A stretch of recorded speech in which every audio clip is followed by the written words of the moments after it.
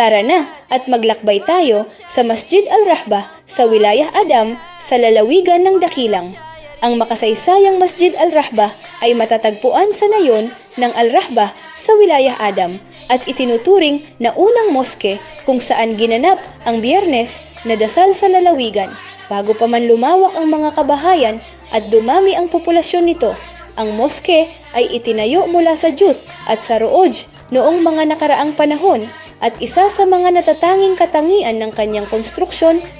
ang pag-alis ng tubig ulan mula sa bubong nito at kamakailan lang ay muling inayos ito ng gobyerno at binuksan para sa mga bisita at turista upang mas makilala pa ang lugar. Mangyaring iskan ang QR code at tamasahin ang isang natatanging karanasan kasama ang kashta